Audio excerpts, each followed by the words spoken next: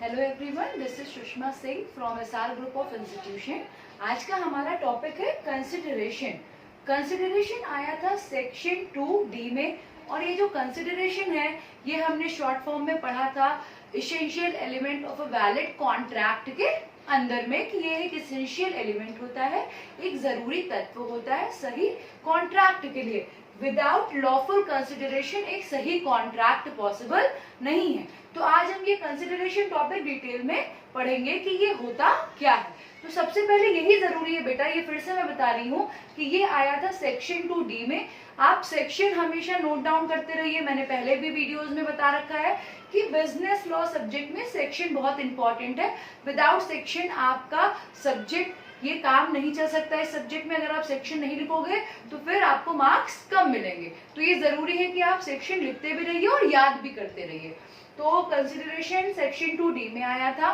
Consideration का मतलब होता है वैल्यू या प्राइस, किसी भी चीज की कीमत क्या है या उसका मूल्य क्या है, और ये मूल्य या कीमत जो है वो हमेशा लॉफुल होनी चाहिए।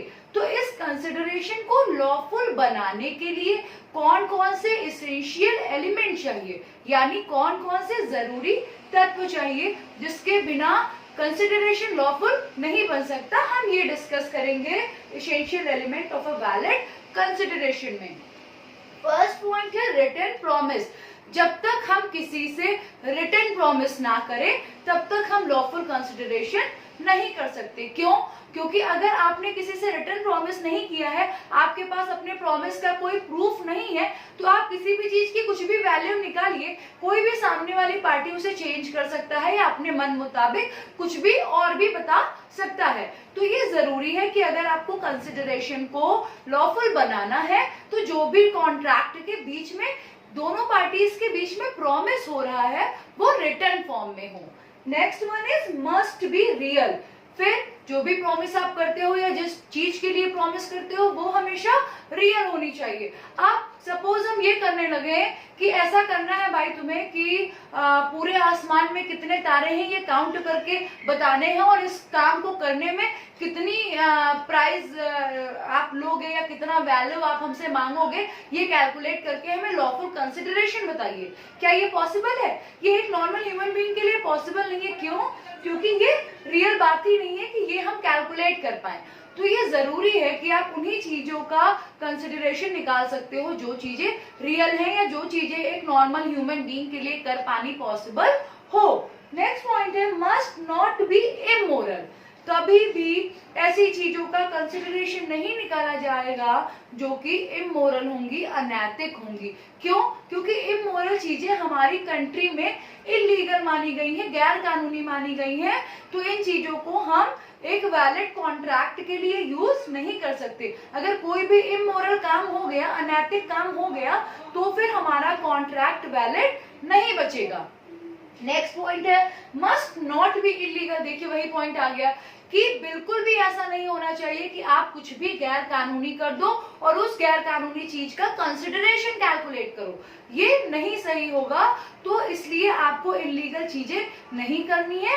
क्यों? क्योंकि अगर इलीगल चीजें हो गई तो आपका कंसिडरेशन वैलिड नहीं होगा, और अगर कंसिडरेशन वैलिड नहीं होगा तो आपका कॉन्ट्रैक्ट भी वैलिड नहीं होगा। नेक्स्ट पॉइंट है कंसिडरेशन में बी पास्ट, प्रेजेंट और फ्यूचर।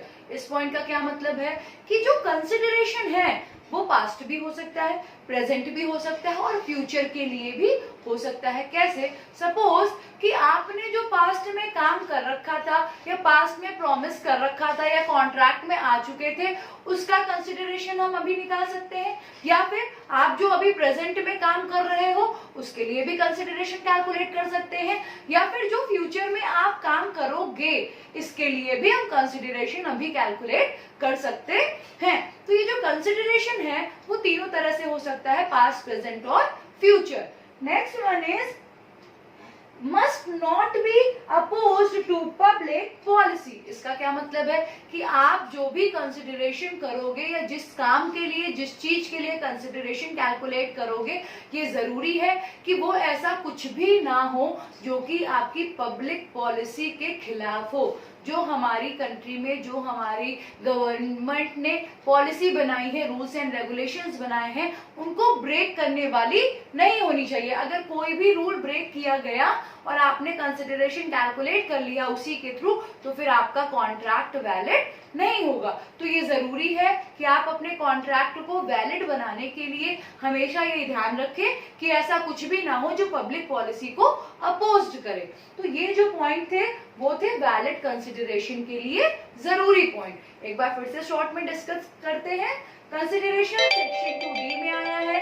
कंसिडरेशन का मतलब होता है वैल्यू और प्राइस। इसके एसेंशियल एलिमेंट ये है कि हमेशा रिटन प्रॉमिस होना चाहिए, ये रियल होना चाहिए, कभी भी अनैतिक कामों के लिए कंसिडरेशन नहीं करना चाहिए, गैर कानूनी चीजों के लिए कंसिडरेशन नहीं करना चाहिए। आपका कंसिडरेशन पास्ट, प्रेजेंट और फ्यूचर तीनों हो सकते हैं, और कंसिडरेशन कभी ऐसा नहीं होना चाहिए जो पब्लिक पॉलिसी को अपोज्ड करने वाला हो।